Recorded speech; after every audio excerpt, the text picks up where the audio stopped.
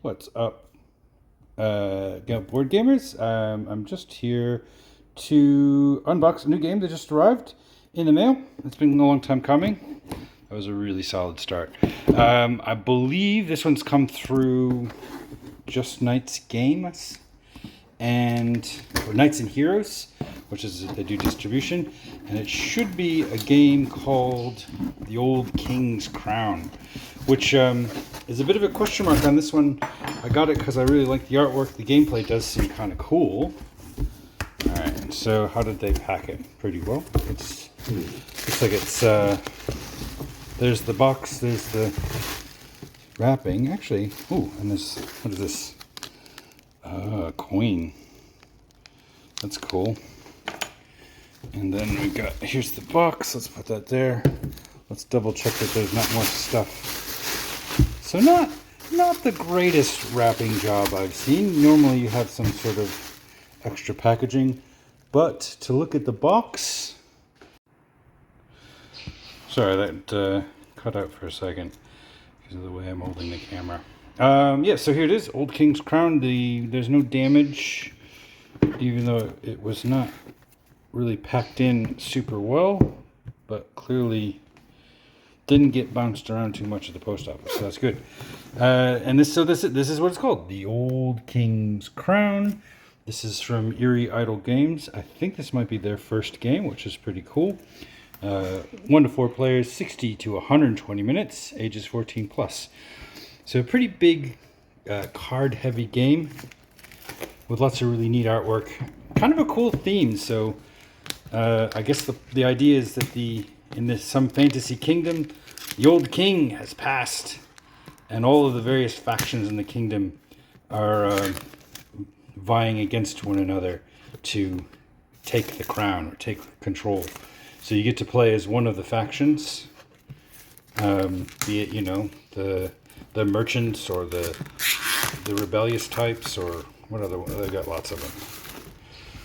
Alright, so that's a nice matte finish on the box. It's a pretty hefty box. This is the Kickstarter edition. And if you didn't see it before, it came with a cool coin. Can I open the coin? Possibly.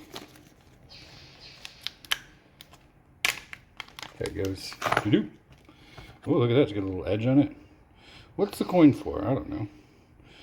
It's got like a swan boat on one side and a swan boat on the other side. Okay. All right, let's have a look inside the box. If I can. Oh, lots of negative air pressure there. Here we go. Look at this. There's a nice pattern on the inside of the box. A little crown-like seal. And what do we have on the inside? Good thickness, normal thickness, pretty well put together. So we got a nice big thick rule book. Oh my god, that's a beast of a rule book. 51 pages of detailed instructions on how to play the game. And then another one for if you want to play this game solo. 60 pages of solo rule book. But then look, there's a nice little player's aid. How many of those did they give us?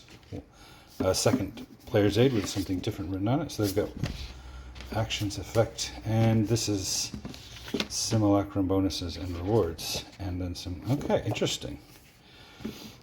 And then we've got our punch boards with lots of coin-like things and special things. Oops. Those are the 4 colors of each of the factions, I believe. Purple, red, blue, and what is that? Teal? Turquoise? I don't know. All right, and here's the game board. On which, oh, it's a big board. Look at that. It's got lots of. Oh, let's see how that folds out. Whoa!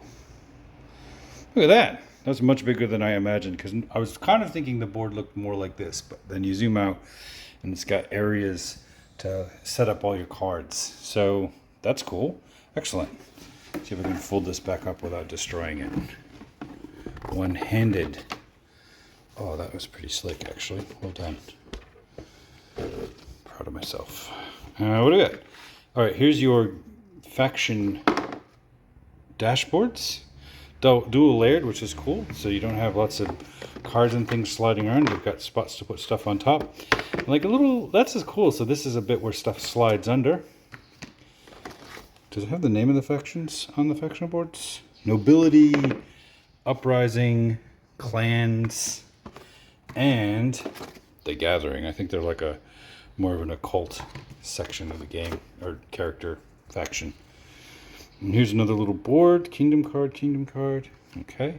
And here's another little board, console of relics. So there's quite a lot of game area, like table space.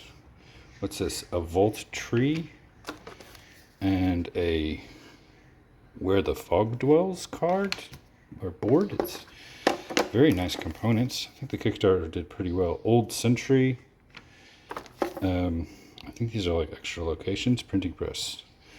Cool. And the mantle. Nifty. Is that in focus? Kinda. I can't tell. Yep. I don't know. All right, and then we've got cards. More cards. Those are what tarot size cards. The normal size cards. Really cool backings. More cards. A nice insert also. Baggies to put everything in. Mini cards. Some big wooden meeple player pieces. And smaller wooden player pieces. And there's the nice insert. So hold on for a second. Let's see if I can get these cards open.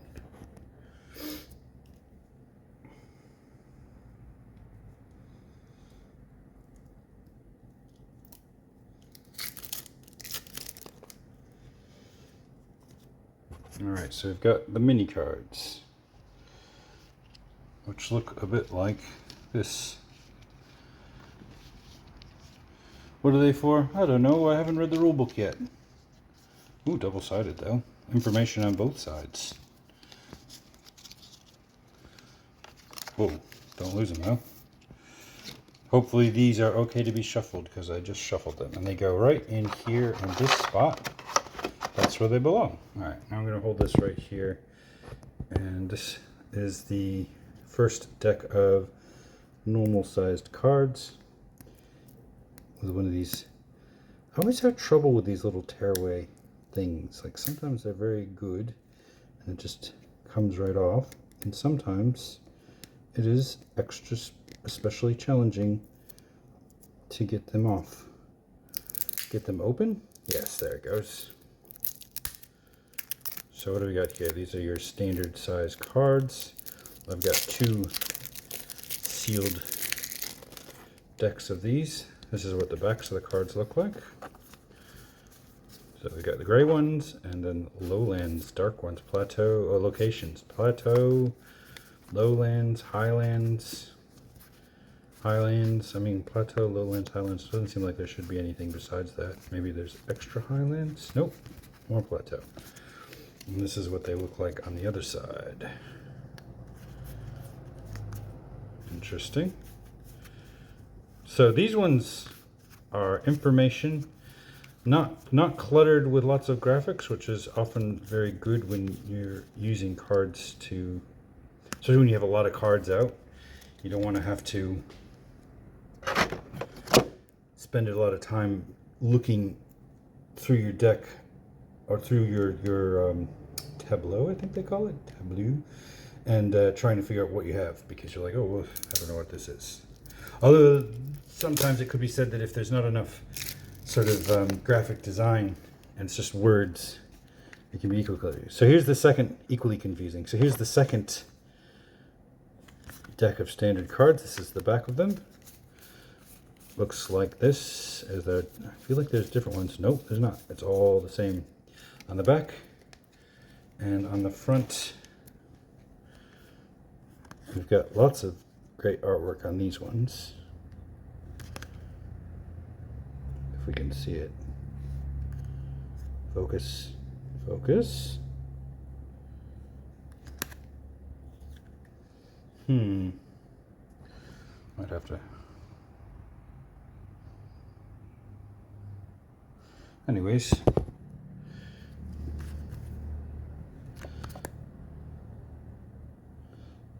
Lovely, lovely artwork. I don't know why it doesn't want to focus.